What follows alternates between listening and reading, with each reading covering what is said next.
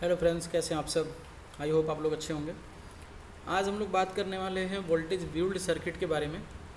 Voltage ब्यूल्ड circuit जो है किस तरह से काम करता है, अगर इस सर्किट के बारे में आप जानते हो, समझते हो, आज का ये टॉपिक अगर आप सही से समझते हो तो आपको जो है इस बात का पता चलेगा कि बूट कैप पे 8 वोल्ट जो है किस तरह से बनता है। चार्जिंग सेक्शन में बूट कैप पे 8 वोल्ट कैसे बनता है, ठीक है।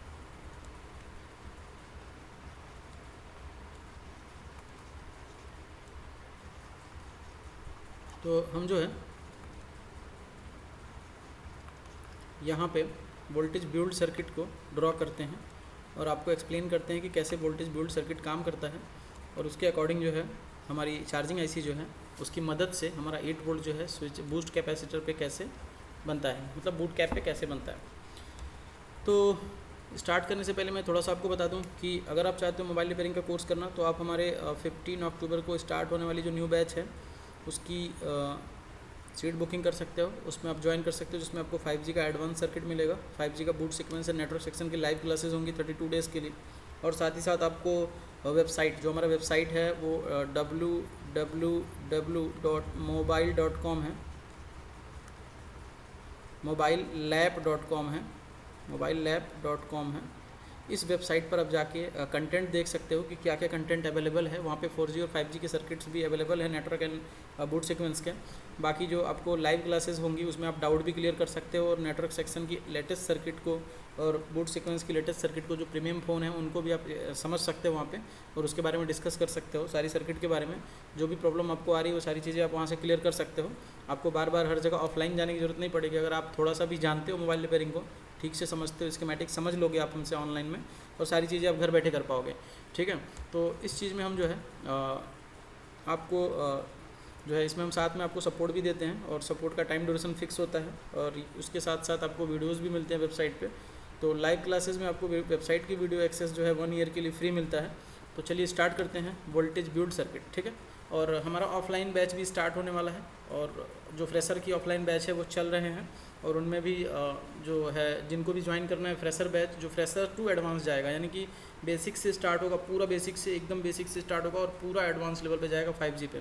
तो वो बैच जो है चल रहा है, और इस तरह के बैच जो है बेसिक वाले फ्रेशर से एडवांस जाने वाले जो बैच हैं वो ऑलवेज अवेलेबल है हमारे पास, ठीक है। जब भी आप आओगे मिल जाएगा। बाकी जो एडवांस वाले बैच है केवल एडवांस कोर्स होता है, जिसमें वो हमारे टाइम टू टाइम स्टार्ट होते हैं, तो उनके बारे में आप डिटेल ले सकते हो।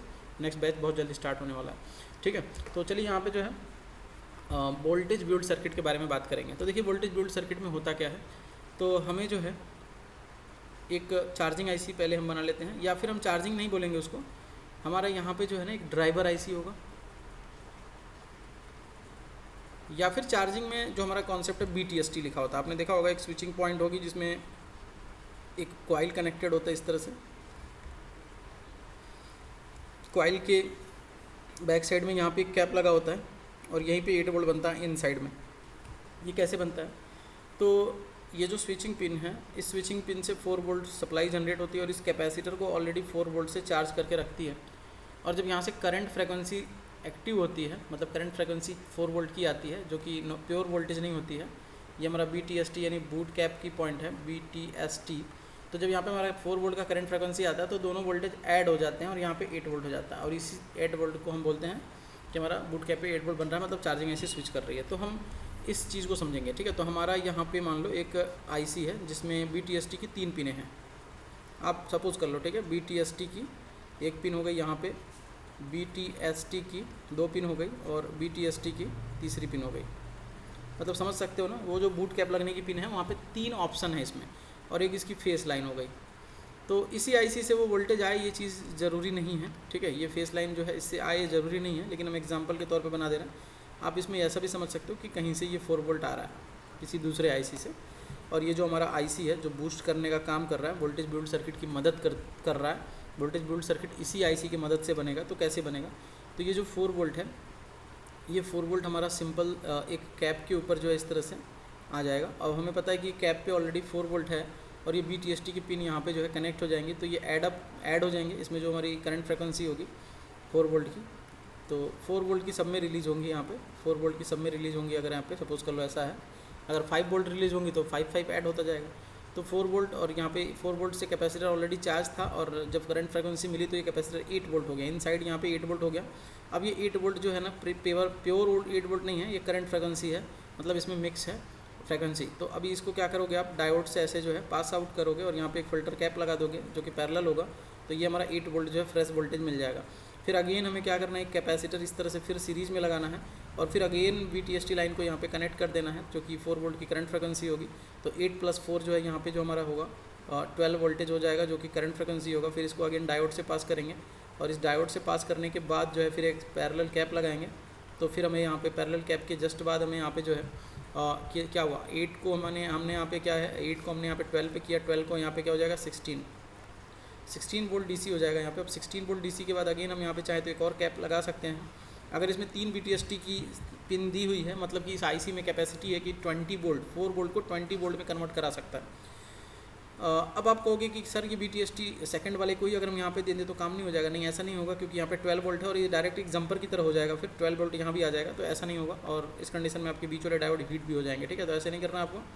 तो ये जो थर्ड वाली लाइन होगी, अगर 2 होते तो ये जो है 16 वोल्ट की कैपेसिटी रखता है, अगर 3 है तो 20 वोल्ट की कैपेसिटी रखता है। कैसे देखिए, 4 वोल्ट को 16 वोल्ट में कन्वर्ट करने के लिए केवल 2 ही VTST पिन की आवश्यकता पड़ी है और 8 वोल्ट में कन्वर्ट करने के लिए केवल सिंगल VTST होता है हमारे मोबाइल की ड्राइवर IC चार्जिंग IC में। और 2 VTST पिन अगर हो गई तो 16 वोल्ट में कन्वर्ट किया जा सकता है। अगर 3 हो गई तो देखिए 16 + 4 ऐड होने वाला है, फिर से यहाँ पे ये इसमें ऐड होगा, तो ये करंट फ्रीक्वेंसी होगी 4 वोल्ट की, और ये 4 वोल्ट की करंट फ्रीक्वेंसी इस 16 वोल्ट में मर्ज हो जाएगा। तो यहाँ पे हमें फिर डायोड लगाना पड़ेगा सीरीज़ में, और ये डायोड के बाद यहाँ पे एक पैरेलल कैप लगाना पड़ेगा। तो क्या होने वाला है हमारा 16 + ये 20 वोल्ट DC मिल जाएगा मुझे यहाँ पे। और इस 20 वोल्ट DC का हम यूज़ कर सकते हैं किसी मॉसफेट को स्विच कराने में, लाइक दैट। ऐसे कोई एक मॉसफेट है और ये इसका गेट पॉइंट है और इसका ये ड्रेन पॉइंट है और इसका ये जो है सोर्स पॉइंट है।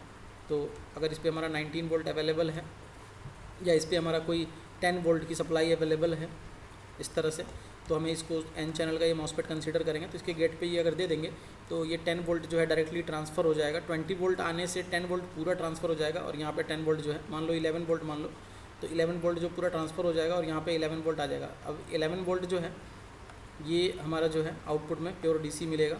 तो हमने करंट फ्रीक्वेंसी को एडअप किया, वोल्टेज बिल्ड सर्किट बनाया और उससे हमने एक 20 वोल्ट की सप्लाई जनरेट की, जो कि हमारे इस गेट को ऑन करने का काम करेगा N चैनल के। क्योंकि गेट जब हाई होगा, N चैनल का यही जो है प्रॉपर्टीज़ होता है कि जब गेट हाई होगा तो हमारा जो ड्रेन की पावर होगी वो सोर्स पे कन्वर्ट कर दी जाएगी, मतलब ड्रेन टू सोर्स ये ऑन हो जाएगा मॉसफेट और सोर्स से पावर आउट होगी। अगेन यहाँ पे फ़िल्टर कैप लगे रहेंगे और ये 11 वोल्ट जो है हमारी कहाँ चली जाएगी, बैटरी में।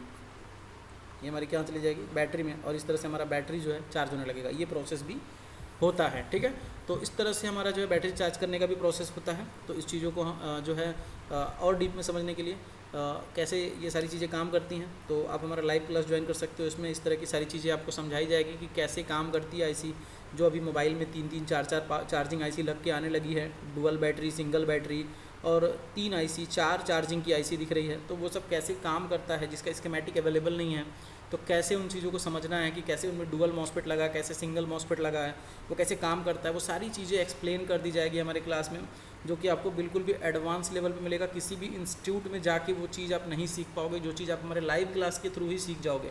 और अगर हमारा ऑफलाइन कोर्स करते हो तो आपको ये सारी चीज़ें तो बिल्कुल भी मिलेंगी, साथ ही साथ इनके वीडियोज़ भी मिलेंगे आपको 1 ईयर के लिए, जो कि बिल्कुल भी फ्री होंगे आपके लिए।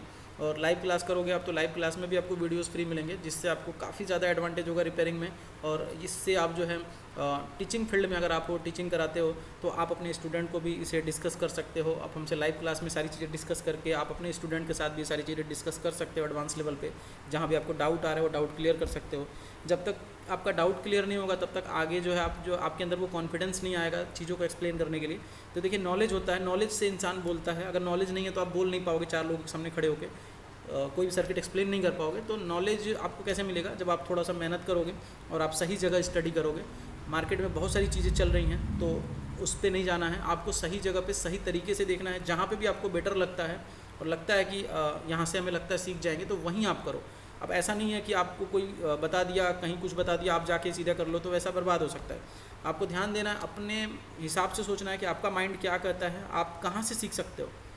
मैं बोल रहा हूँ कि कुछ लोगों का लेवल ऐसा है कि वो मेरे से नहीं सीख सकते हैं, तो उनको जो है मेरे पास नहीं आना, उनको जाना है किसी ऐसे के पास जो उनको सिखा सके। तो जिस बंदे का लेवल है मैच करता हुआ कि हम उनसे कुछ सीख सकते हैं, तो वो जो है आ सकता है, और उनको लगता है सीख सकते हैं तभी आना है। अगर आपको लगता है कि मेरी लैंग्वेज थोड़ी अलग है, मेरी वॉइस थोड़ी अलग है, मेरी वॉइस थोड़ी फास्ट है, मैं थोड़ा फास्ट बोलता हूँ, या मैं स्लो बोलता हूँ, या आप बोलोगे स्लो तो मैं स्लो बोलता ही नहीं हूँ, बहुत सारी चीज़ें ऐसी होती है। टीचर का जो लैंग्वेज होता है वो स्टूडेंट को समझना बहुत ज़रूरी है। अगर वो लैंग्वेज ही नहीं समझ पा रहे हैं, उनके वॉइस में वो क्लियरिटी नहीं है कि वो कैसे बोलते हैं, चीज़ों को एक्सप्लेन क्लास में कैसे करते हैं, तो वो बहुत ज़्यादा मैटर करता है एक स्टूडेंट के लिए कि सर जो है अचानक से क्या बोल जाते हैं और मुझे समझ नहीं आता। तो वहाँ पे क्लियर होना चाहिए हर चीज़, क्योंकि टीचर जो बोलता है ना, स्टूडेंट को वो चीज़ें ध्यान से सुननी होती है कि क्या बोला गया है, वो आपको याद करना होता है, क्योंकि हर एक शब्द में कुछ ना कुछ छिपा होता है, आपको ध्यान देना होता है। ठीक है, तो आई होप कि ये वीडियो आपको पसंद आया होगा। अगर ये अच्छा लगा है तो अपने फ्रेंड्स में शेयर करिए, और वीडियो चैनल पर नया है तो चैनल को सब्सक्राइब कर लीजिए, बेल आइकन प्रेस कर दीजिए, ताकि आने वाले ऐसे ही वीडियो का नोटिफिकेशन आपको टाइम टू टाइम मिलता रहे। मिलते हैं किसी दूसरी वीडियो में नए टॉपिक के साथ। Thank you.